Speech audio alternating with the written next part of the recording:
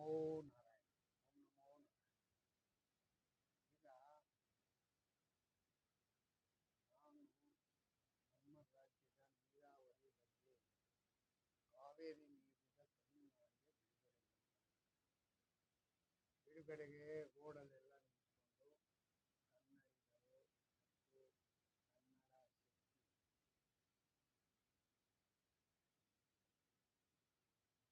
ಕನ್ನಡ ಶಕ್ತಿ ಕನ್ನಡದ ಬಾಂಧವರು ಯಾವುದೇ ಕಾರಣಕ್ಕೂ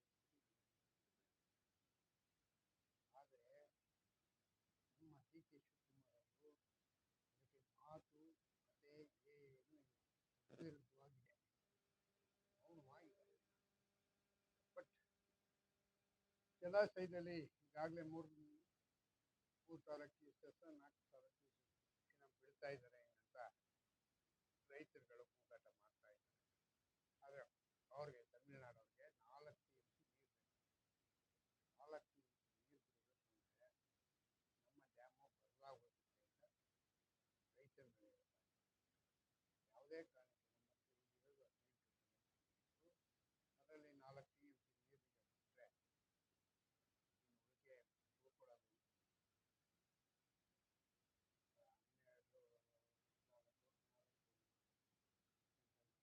14 TMC ನೀರಾಗುತ್ತೆ. 8 TMC ನೀರು ಸ್ಟೋರೇಜ್ ನಮಗೆ ಯಾವುದೇ ಕಾರಣಕ್ಕೆ ಬಿಡೋಕ್ಕಾಗಲ್ಲ. ಅದು ಅಷ್ಟು ಇರಲೇಬೇಕಾಗುತ್ತೆ. ಮತ್ತೆ ಇನ್ನು ಆಮೇಲೆ ಉಳ್ಕೊಳ್ಳೋದು ಇನ್ನೊಂದು 4 TMC ನೀರು ಉಳ್ಕೊಳ್ಳೋದು ಅಂತ ಎಲ್ಲ ಕೂಗಾಡ್ಕೊಂಡು ಮದುವೆ ಮಾಡ್ತಾರೆ. ಆದರೆ ತಮಿಳುನಾಡಿನಲ್ಲಿರ್ತಕ್ಕಂಥ ಪತ್ರಕರ್ತರು ಮತ್ತು ಯೂಟ್ಯೂಬರ್ಸ್ಗಳು ಹೆಂಗೆ ಹೇಳ್ತಾರೆ ಗೊತ್ತಾ? ಯಾವುದೇ ಕಾರಣಕ್ಕೆ ಮೇಕೆದಾಟಿನ ಈ ಮೇಕೆದಾಟಿಗೆ ಯಪ್ಪ ಏನು ಇದೇ ಮಾಡಿಲ್ಲ. ಯಾರೋ ನಮ್ಮ ಮುಖ್ಯಮಂತ್ರಿ ಡಿ ಕೆ ಶಿವಕುಮಾರ್ ಅವರು ಒಂದು ಇದನ್ನು ರೆಡಿ ಮಾಡಿಲ್ಲ ಏನು. ಆದರೆ ಅಲ್ಲಿ ತಮಿಳ್ನಾಡಲ್ಲಿ ಕೂಗ್ಕೊತಾ ಇದ್ದಾರೆ. ತಮಿಳ್ನಾಡಲ್ಲಿ ಹೆಂಗೆ ಕೂಗ್ಕೊತಾ ಇದ್ದಾರೆ ಅಂದರೆ ಯಾವುದೇ ಕಾರಣಕ್ಕೆ ಈ ಸಾರಿ ಮೇಕೆದಾಟಿಗೆ ಅಣೆಕಟ್ಟು ಕಟ್ಟಬೇಕು. ಈಗ ಅವರು ಮೊದಲೇ 4 ಡ್ಯಾಮ್ಗಳಿದೆ. ಆ 4 ಡ್ಯಾಮಲ್ಲಿ ಇಟ್ಕೊಂಡು ಅವರು ನಮಗೆ ನೀರು ಸರಿಯಾಗಿ ಕೊಡ್ತಾ ಇಲ್ಲ. ನಮ್ಮ ಹಕ್ಕು. ಯಾವುದಪ್ಪ ನಿಮ್ಮ ಹಕ್ಕು? ಕಾವೇರಿ ನೀರು ಉದ್ಭವ ಆಗೋದು ಎಲ್ಲಿ? ತಮಿಳ್ನಾಡಲ್ಲ. ತಮಿಳ್ನಾಡಿಂದ ಹರಿದು ಉಲ್ಟಾ ಏನಾದ್ರು ಬಂದಿದ್ರೆ ನೀವೇನು ಬಿಟ್ಬಿಡ್ತಾ ಇದ್ರಾ? ಕೋರ್ಟಲ್ಲಿ CWSC 2, 3 ಕಸ ಕಡ್ಡಿ ಎಲ್ಲ ಕೇಸು ಹಾಕೊಂಡಿದ್ದೀರಾ. ಎಲ್ಲ ಕೇಸಲ್ಲೂ ನಿಮ್ಮ ಪರವಾಗಿ ಒಂದಷ್ಟು ಕೊಟ್ಟವ್ರೆ ತೀರ್ಪು. 122 TMC ನೀರು ಕೊಡಬೇಕು ಅಂತ ಹೇಳೋರೆ. 122 ತಗೊಳ್ಳಿ, ಯಾರು ಬೇಡ ಹಂಗಂತಾರೆ? ಅದಕ್ಕೆ ಯಾಕೆ ಕೂಗಾಟ ಕಿರ್ಚಾಟಗಳು ಮಾಡಿಕೊಂಡು ಅದೆಲ್ಲ ಇದು ಮಾಡ್ತೀರಾ? ಮತ್ತೆ ಒಂದ್ಸತಿ ಬಂದು ಡ್ಯಾಮ್ನಿಗ ನೋಡಿ, ಡ್ಯಾಮಲ್ಲಿ ನೀರಿದ್ರೆ ನಿಮ್ಗೆ ಯಾರು ತಗೊಂಡೋಗ್ಬೇಡ ಅಂತ ಹೇಳ್ತಾರೆ. ಯಾಕೆ ಅವಾಗೆಲ್ಲ ಇದ್ದಾಗೆಲ್ಲ ಬಿಟ್ಟಿಲ್ವಾ? ಇದ್ದಾಗ ಬಿಟ್ಟಿರೋದ್ನೀಗ ನೀವು ಇನ್ನೊಂದು ಕಡೆ ಸ್ಟೋರೇಜ್ ಮಾಡ್ಕೊಳ್ಳಿ. ಅದಾಗಲ್ಲ. ನೀವು ಒಂದು ಡ್ಯಾಮ್ ಕಟ್ಕೊಳಕ್ಕಾಗಲ್ಲ. ನಿಮ್ಮ ಹತ್ರ ಇರೋದು ಒಂದೇ ಡ್ಯಾಮ್. ಇನ್ನೊಂದು ಡ್ಯಾಮ್ ಕಟ್ಟಿದ್ರೆ ಏನಾಗುತ್ತೆ? ಯಾಕೆ ನಿಮ್ದು ಬಜೆಟ್ ಇಲ್ವಲ್ಲ, ನಿಮಗೆ ತಾಕತ್ತಿಲ್ಲ. ಯಾರಿಗೆ? ತಮಿಳ್ನಾಡವ್ರಿಗೆ ತಾಕತ್ತಿಲ್ಲ, ಅದಕ್ಕೆ ಡ್ಯಾಮ್ ಕಟ್ಟಲ್ಲ. ನಮ್ಮಲ್ಲಿ ಇರೋರು ಯಾರು ಒಂದಷ್ಟು ಕಟ್ಟೋಣ, 5,000 ಕೋಟಿ ಆಗುತ್ತೆ, 10,000 ಕೋಟಿ ಆಗುತ್ತೆ ಅಂತ ಲೆಕ್ಕನಾರು ಆಗ್ತಾವ್ರೆ. ನಿಮ್ಮ ಯೋಗ್ಯತೆ ಏನು? ತಮಿಳ್ನಾಡು ಯೋಗ್ಯತೆ ಒಂದು ಡ್ಯಾಮ್ ಕಟ್ಕೊಳಕ್ಕಾಗಲ್ಲ. ಇನ್ನೊಂದಷ್ಟು ಸ್ಟೋರ್ ಮಾಡಿಕೊಂಡು ನೀರಿನೀಗ ಇನ್ನೊಂದ್ಸತಿ ಅವ್ರನ್ನೀಗ ನಾವು ಕೇಳೋದು ಬೇಡ ಹಂಗಂತ ಅದೆಲ್ಲ ಸಮುದ್ರಕ್ಕೆ ಕರ್ಕೊಂಡೋಗೋ ನೀರನ್ನೆಲ್ಲ ನೀವು ಹಿಡಿದಿಟ್ಕೊಂಡಿದ್ರೆ ನಿಮಗೆ ಅನುಕೂಲ ಆಗುತ್ತಲ್ಲ. ನಿಮ್ಗೆ ಅನುಕೂಲ ಆಗುತ್ತಲ್ಲ ತಮಿಳ್ನವ್ರೆ. ಅಯ್ಯೋ, ಆ ಯೂಟ್ಯೂಬ್ನವ್ರೊಬ್ರು ಕೂಗಾಡ್ತಾರೆ ನೋಡಬೇಕು. ಒಬ್ರು ಲೇಡಿ ಏನು ಕೂಗಾಡ್ಕೊಂಡು ಮಾತಾಡ್ತಾರೆ ಗೊತ್ತಾ? ಯಾವುದೇ ಕಾರಣಕ್ಕೆ ಕರ್ನಾಟಕದಿಂದ ನೀರಿನಿಂದ ಬಿಡಿಸ್ಕೊಳ್ಳೇಬೇಕು, ನಮ್ಮ ಹಕ್ಕು, ನಮಗೆ ಕೊಡಲೇಬೇಕು ಅಂತ ರೂಲ್ ಇದೆ. ಯಾವ ರೂಲು? ಮಣ್ಣಂಗಟ್ಟಿ ಮೇಲಿರೋ ಭಗವಂತ ಕೊಡಬೇಕು ರೂಲ್ಗೆ. ಮೇಲ್ಗಡೆ ಭಗವಂತ ಮಳೆ ನೀರು ಕೊಟ್ಟರೆ ನಿಮ್ಮ ಕೆಲಸ ಆಗುತ್ತೆ, ಇಲ್ಲ ಅಂದರೆ ಆಗಲ್ಲ. ಇಷ್ಟೇ ಆಗೋದು. ಮಳೆ ಇಲ್ಲ ಅಂದರೆ ಹೆಂಗೆ ನಿಮ್ಗೆ ನೀರು ಬರ್ತದೆ ತಮಿಳ್ನಾಡಿಗೆ? ಮಳೆನೇ ಇಲ್ಲದೆ ಇದ್ರೆ ಏನು ಮಾಡ್ಕೋತೀರಾ? ಇರೋ ನೀರಿನೀಗ ಖಾಲಿ ಮಾಡಿಬಿಟ್ಟು ಕುಡಿಯೋಕ್ಕೆ ನೀರು ಏನು ಮಾಡೋದು ಕರ್ನಾಟಕದವರು? ಬೆಂಗಳೂರವ್ರು ಕುಡಿಯೋಕ್ಕೆ ನೀರು ಇರಲ್ಲ. ಬೆಂಗಳೂರಿಗೆ ಕುಡಿಯೋಕ್ಕೆ ನೀರಿಗೆ ಇನ್ನು ಎಷ್ಟು ತಿಂಗಳಿದೆ? 4-5 ತಿಂಗಳು ಮಳೆ ಬರಲಿಲ್ಲ ಅಂದರೆ ಎಲ್ಲ ಇಲ್ಲಿಂದ ತಮಿಳ್ನಾಡಿಗೆ ಬರ್ಬೇಕಾಯ್ತದೆ ನೀರು ಕುಡಿಯೋಕ್ಕೆ. ಯಾಕೆ ಇಲ್ಲಿಂದ ಹರ್ಕೊಂಬಂದಿರುತ್ತಲ್ಲ ಆ ನೀರು ಎತ್ಕೊಂಡು ಇವ್ರು ಕುಡಿಬೇಕಾಯ್ತದೆ. ಹಂಗೆ ಮಾಡ್ತಾ ಇದ್ದೀರಾ ಈಗ ನೀವು ಕೂಗಾಟ ಕೂಗೋದು ನೋಡ್ತಾ ಇದ್ದೀರಾ. ಅರ್ಥ ಆಯ್ತಾ? ನಿಮ್ಗಾದ್ರೂ ಒಂದು 10 ನಿಮಿಷ ಕೂತ್ಕೊಂಡು ಆಲೋಚನೆ ಮಾಡ್ರಿ. ಮೇಲ್ಗಡೆಯಿಂದ ಬರ್ತಕ್ಕಂಥ ನೀರು ಇದೆಯಾ ಇಲ್ವಾ, ಇದ್ರೆ ಕೊಡದೆ ಯಾಕಿದ್ದಾರೆ, ಒಂದ್ಸತಿ ಬಂದು ಅಲ್ಲಿ ವಿಮರ್ಶೆ ಮಾಡೋಣ. ಒಂದು ವೇಳೆ ಕೊಡದೆ ಇಟ್ಟಿದ್ರು ಯಾರಿಗೋಗುತ್ತೆ ಅಲ್ಲಿಂದ ಬೀಳೋ ನೀರು? ಇವತ್ತಲ್ಲ ನಾಳೆ ನಮಗೆ ಹರ್ಕೊಂಬರುತ್ತೆ ಅಂತ ಅನ್ನೋದು ಭಾವನೆ ಬೇಡವಾ ನಿಮಗೆ? ನಿಮಗೆಲ್ಲ ಬುದ್ಧಿ ಹೇಳ್ಕೊಡ್ತಾವನೆ ಏನು ಅಂತ ಗೊತ್ತಿಲ್ಲ. ಅದರಲ್ಲಿ ಸ್ಟಾಲಿನ್ ವಿಜಯ್ ಕರ್ನಾಟಕಕ್ಕೆ ಬರ್ತಾ ಇದ್ದಾರೆ. ಯಾವಾಗ ಕರ್ನಾಟಕ ಬರೋದು?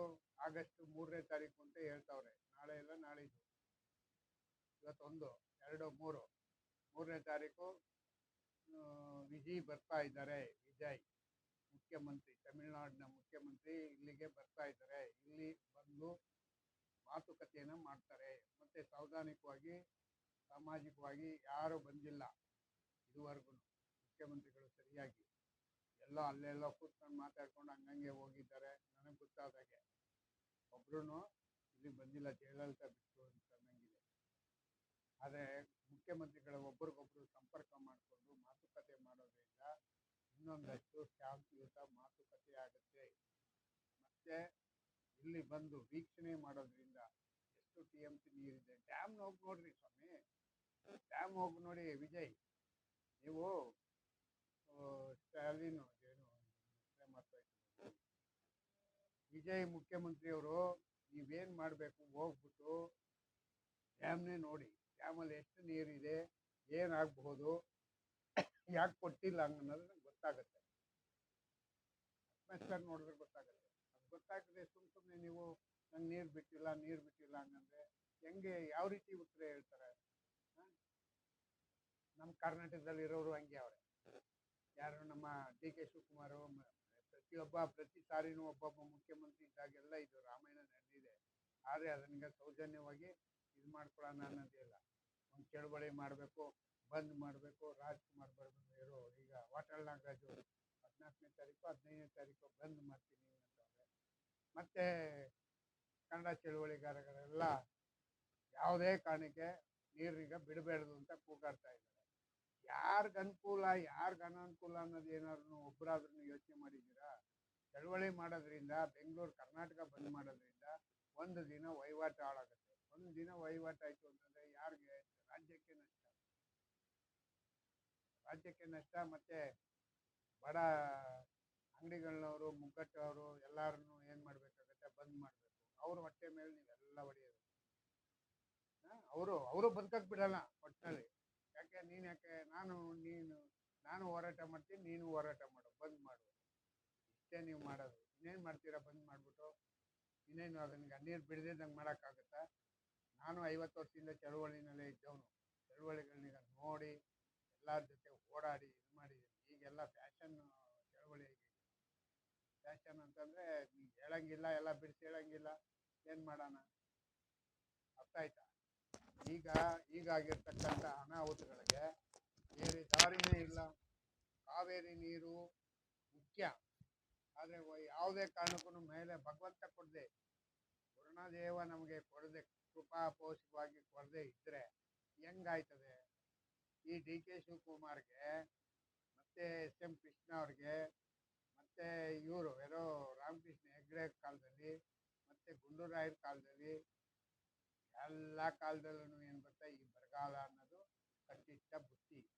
ಬರಗಾಲ ಬಂದಿದೆ, ಬರಗಾಲದ ಬಗ್ಗೆ ಯೋಚನೆ ಮಾಡೋಕ್ಕೆ ಪಾಪ DK ಶಿವಕುಮಾರ್ಗೆ ಟೈಮ್ ಇಲ್ಲ. ಎಲ್ಲೂ ಹೋಗಿ ಅದನ್ನೀಗ ಸರ್ವೆ ಮಾಡೋಕೆ ಆಯ್ತಾ ಇಲ್ಲ. ಆದರೆ ಇಲ್ಲೇ ಕೂತ್ಕೊಂಡು ಎಲ್ಲ ಇಲ್ಲೇ ಆಗಬೇಕು. ವಿಧಾನಸೌಧ ಅಕ್ಕಪಕ್ಕದಲ್ಲೇ ಎಲ್ಲ ಆಫೀಸಲ್ಲಿ ಅಲ್ಲೇ ವ್ಯವಹಾರ ಆಗಬೇಕು. ಯಾವ ಹಳ್ಳಿಗೂ ಹೋಗ್ಬೇಕಾಗಿಲ್ಲ, ಯಾವ ತಾಲೂಕು ಹೋಗ್ಬೇಕಾಗಿಲ್ಲ. ಎಲ್ಲಿ ಜಿಲ್ಲಾಧಿಕಾರಿಗಳನ್ನ ಕರೆದು ಮಾತುಕತೆ ಮಾಡೋಣ, ಏನು ನಿಜನಾ ಸುಳ್ಳ, ಎಷ್ಟು ಮಟ್ಟಿಗೆ ಆಗಿದೆ, ಎಷ್ಟು ಮಟ್ಟಿಗೆ ನೀರಿನ ಕಮ್ಮಿ ಆಗಿದೆ. ರೈತರಿಗೆ ಮಾತ್ರ ಹೇಳ್ಬಿಟ್ಟವ್ರೆ, ನೀವು ಯಾರು ಬೆಳೆನೇ ಬೆಳಿಬೇಡಿ, ಬೆಳೆ ಬೆಳಿಬೇಡಿ ಅಂತ ಹೇಳೋ ಅಂತೇವರು ಯಾವ ಊರಿಗೆ ಎಷ್ಟು ಮಳೆ ಆಗಿದೆ, ಏನಾಗಿದೆ, ಏನಾದ್ರೂ ಹೋಗಿ ಅಧಿಕಾರಿಗಳು ಮತ್ತೆ ನೀವುಗಳೆಲ್ಲ ಹೋಗಿ ಅದಕ್ಕೆ ರಿಪೋರ್ಟ್ ತಗೊಂಡಿದ್ದೀರಾ? ಇಲ್ಲ. ಯಾಕೆ ತಗೊಳಲ್ಲ ರಿಪೋರ್ಟು? ಬೇಕಾಗಿಲ್ಲ ನಿಮಗೆ. ಎಲ್ಲ ಬಾಯಿಲೆ ಆಗೋಗ್ಬಿಡ್ಬೇಕು. ಲಾಸ್ಟ್ ಆಫೀಸಲ್ಲಿ ಕೂತ್ಕೊಂಡು ಹಿಂಗಾಗಿದೆ ಅಂತ ಒಂದು ಕತೆ ಬರೆದ್ಬಿಟ್ಟು ನೋಟ್ ಇಟ್ಬಿಟ್ಟು ಇಟ್ಬಿಡೋದು ಅಷ್ಟೇ. ಮುಂದಿನ ಸತಿಗೂ ಸೇಮ್ ಅದೇ ನೋಟ್ ಎತ್ಕೊಂಡು ಓದ್ಕೊಳ್ಳೋದು. ಓ ಜನವರಿ ಇದರಲ್ಲಿ, ನವಂಬರಲ್ಲಿ ಈ ಥರ ಆಗಿತ್ತು, ಡಿಸೆಂಬರಲ್ಲಿ ಹಿಂಗಾಗಿತ್ತು,